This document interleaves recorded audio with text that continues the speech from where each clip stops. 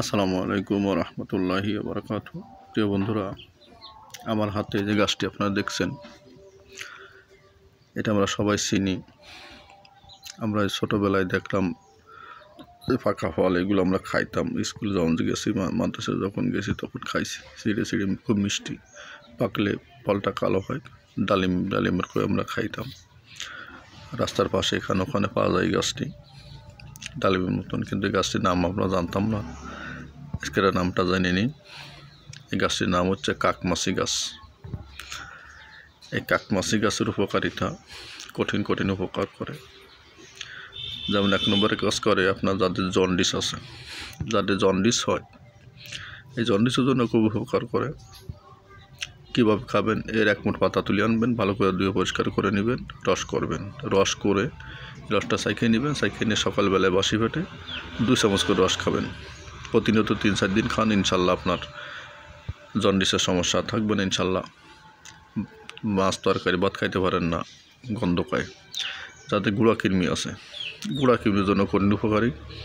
যাদের গুঁড়া কৃমি আছে তারাও ঠিক একই নিয়মে 2 চামচ অথবা 3 চামচ সকাল এবং রাত্রে দুবেলা খান।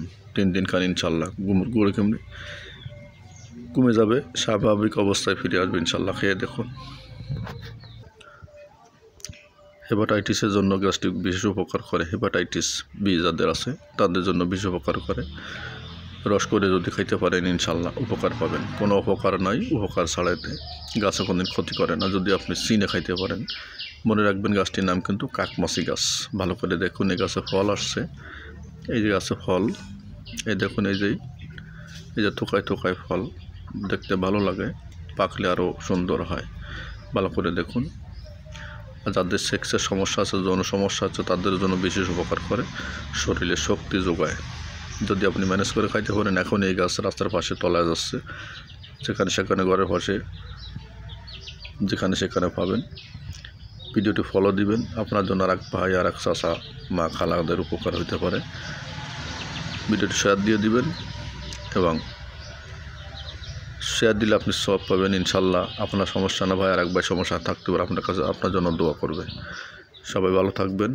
আসসালামু আলাইকুম ওয়া রাহমাতুল্লাহি ওয়া বারাকাতুহু। গাছটির নাম মনে রাখবেন, গাছটির নাম কিন্তু কাকমাছি গাছ। ভালো করে দেখুন, কাছেরতে দেখায়, দূরত্বে দেখায়। গাছটি আমি রাস্তার পাশে তুলে নিয়ে আসি। নাম কিন্তু কাকমাছি গাছ। সবাই ভালো থাকেন। আসসালামু আলাইকুম।